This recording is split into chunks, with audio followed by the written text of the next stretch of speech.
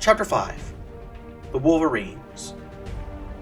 March 2nd, 2086. Wixom, Michigan. The passenger train, damaged but still functional, pulled into the station at the next town, and people began to disembark. Inez found herself unwilling to step onto the platform. "What if there are UN guys waiting for us?" she asked.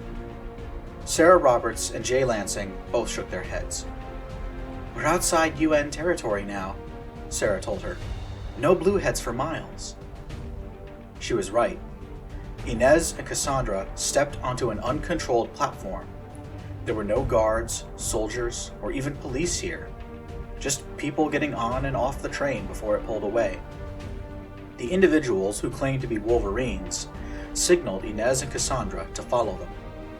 The foursome moved to a pair of benches at the far end of the train station and sat down together.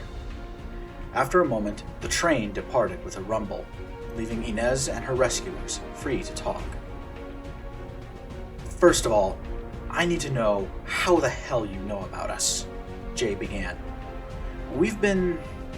what's the word? Retired? Yeah, that's it. Retired for about 2 years now." Inez shook her head. "All I know is the name," she replied. "This strange girl showed up with a letter from my dad, who I haven't seen in 5 years, and then the UN smashes down my friend's house and chases us right into you." She quickly retold the evening's events to Jay and Sarah. When she finished, Sarah's eyebrows seemed to shoot up into her fiery red hair. "Okay," she said. "This is serious. Jay, we need to get the band back together." "You'd better mention Espinosa's name," Jay said. "Otherwise, those two will shoot us. Then they'll shoot each other." Sarah stood up and pulled out a cell phone. She dialed a number and started pacing up and down the station, talking urgently to whoever answered the call. Meanwhile, Jay leaned forward and looked at Cassandra. The little girl quailed and hid her face in Inez's side. "I know you've gone through some scary things tonight, little one," Jay spoke in a soft voice, "but I need you to tell me your story. Otherwise, we might not be able to help you." Cassandra, out of nerves, stuffed her hand into her coat pocket and withdrew her little white purse. Instead of opening it, she started scratching the fabric with her fingernails while she talked. "My name's Cassandra. I'm from Bannack. That's in Montana." Inez jumped with surprise. "Hey, so am I." Cassandra gave her a weak smile and a little giggle. "Were you one of the lab kids too?" she asked. Inez nodded. This revelation seemed to alarm Jay, who sat up and said, "Wait a minute. How many kids are in this Bannack lab?" "There were 20 in my day," Inez replied. Cassandra shook her head and laughed for the first time. "No way. There's totally like 100 of us now." Cassandra seemed almost happy to tell Inez she was wrong, and maybe a little happier that someone wanted to hear her story. "See, mister, the people in the lab get kids like me and make us do all kinds of weird tests." "Tests?" Jay replied with concern. "What do you mean?" "Well, there was this one where I had to guess a playing card the man was hiding behind his back," Cassandra recited. "And then sometimes they'd blindfold me and I'd have to guess which person was behind me or in front of me or stuff like that." "Did they ever make you sit in a quiet room with a weird thing on your head?" Inez butted in. "Yes," Cassandra gasped, looking at Inez as though she'd made a new friend. "Totally, yes." Inez felt like she was warming up to this kid. "We must have been in the same lab, just at different times," she told Cassandra. Now Inez noticed that Cassandra seemed to be warming up to her as well.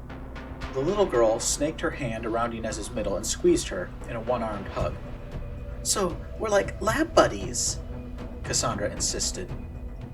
Remembering what her father's letter had said about upsetting her, Inez decided to humor Cassandra. "Sure we are. Cassandra looked up at Inez and followed up.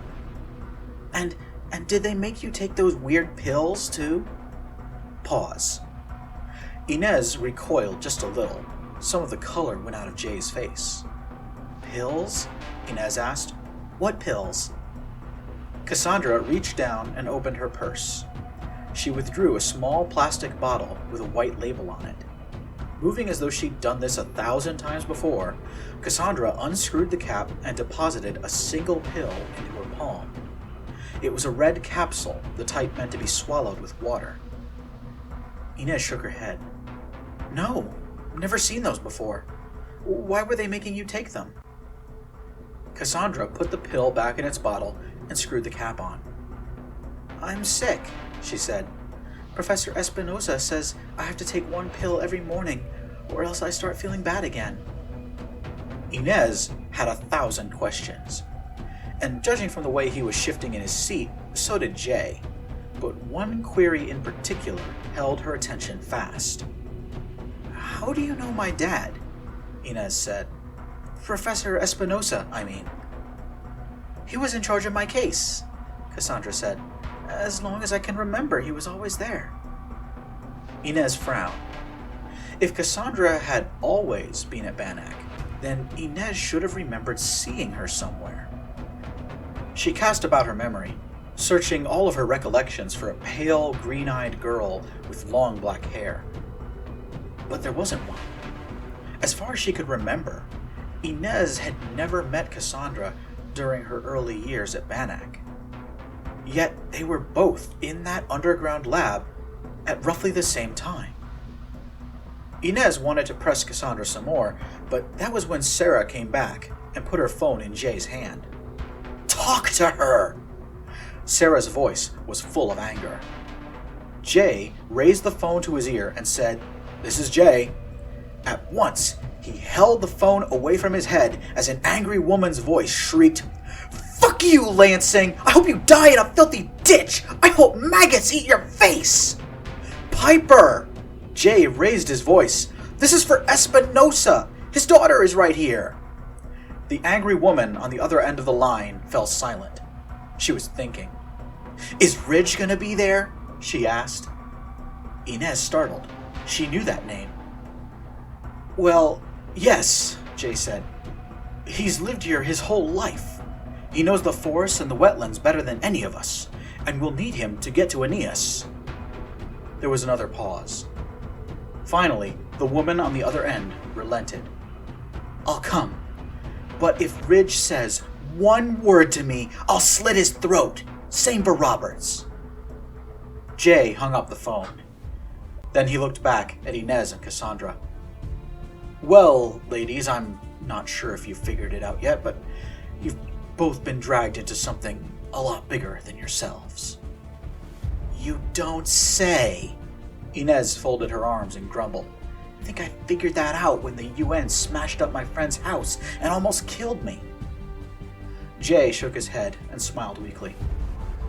Holy Jericho, you even talk like Espinosa. Okay, here's the deal. We'll get you to Aeneas and the others. They're the ones you need to talk to about getting some justice. We won't let the Blueheads get away with this. Justice. Inez liked the sound of that.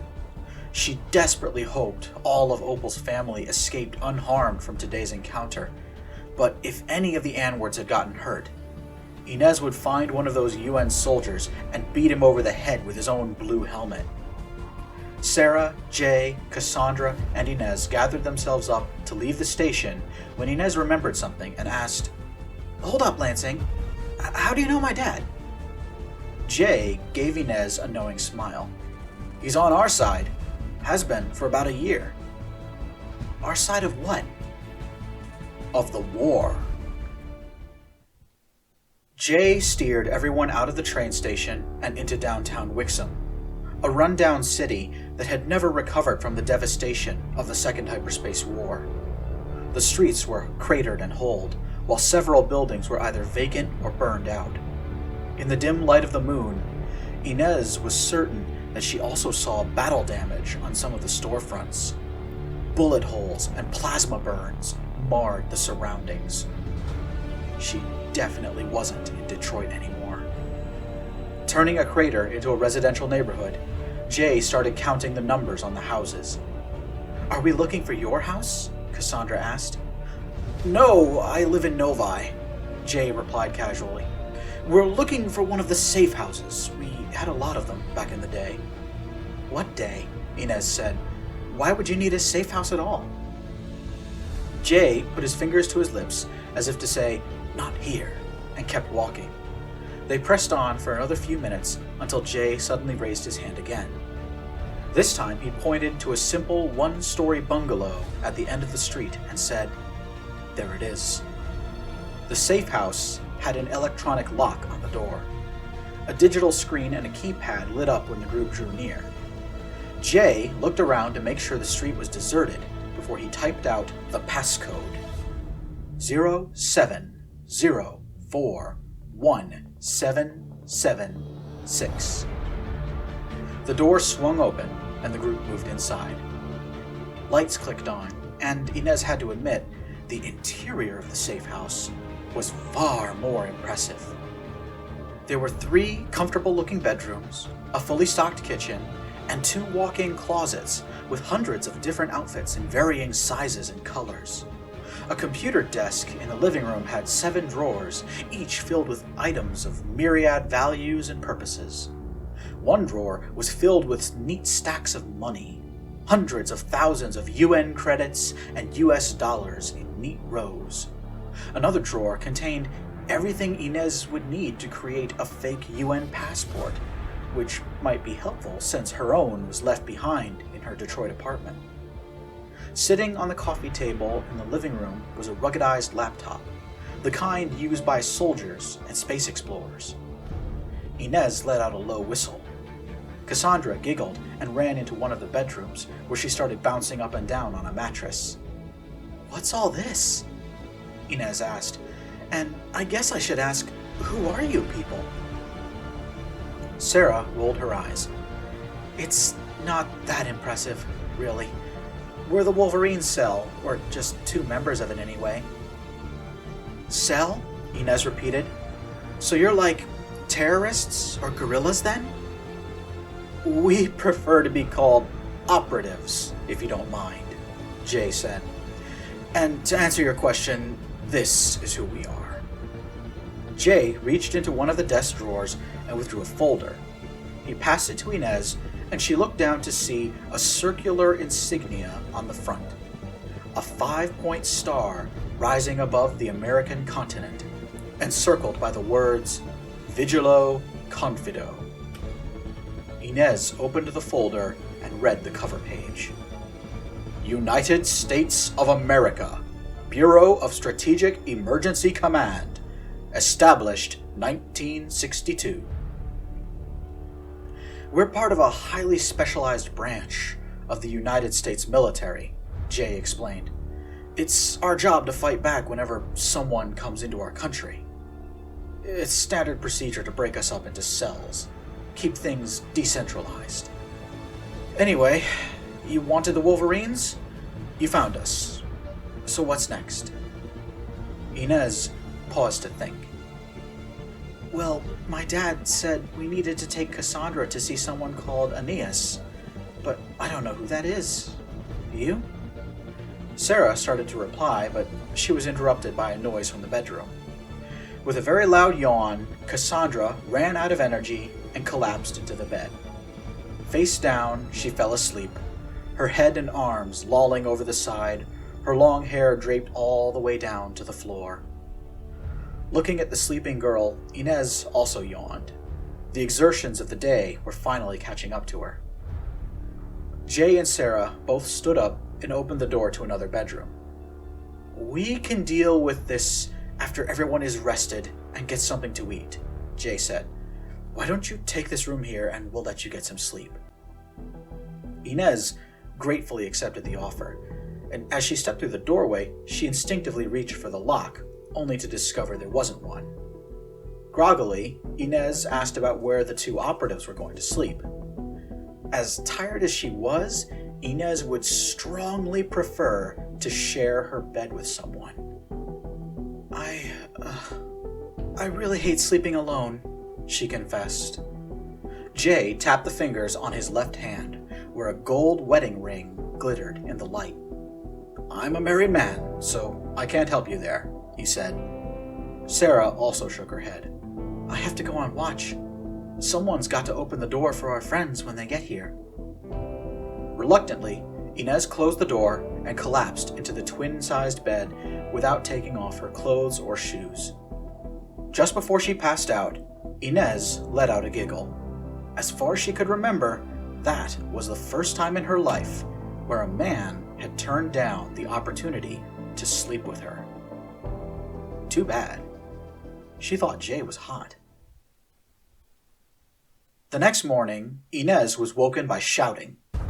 4 voices, full of fury and rage, seeped under the door. A loud slamming of metal on wood caused Inez to leap out of bed and wrench the bedroom door open, launching herself into a chaotic scene in the living room. 2 more people had entered the safe house and were now arguing with Jay and Sarah. Inez felt her heart drop into her stomach as she recognized one of them.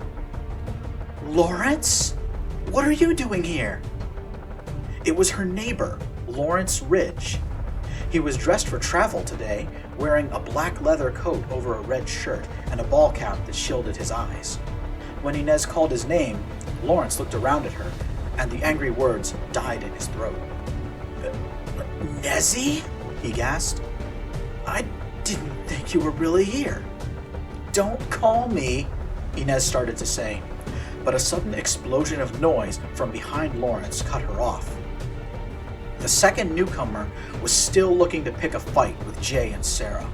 She was a tall Asian woman with a chubby face and almond-shaped eyes, and she was furious. As she yelled at Jay, she brandished a metal pipe as though she was planning to bash Jay's head with it. What's gotten into you, Lansing? You fucking numbskull! Don't you know who you've just let into our safe house?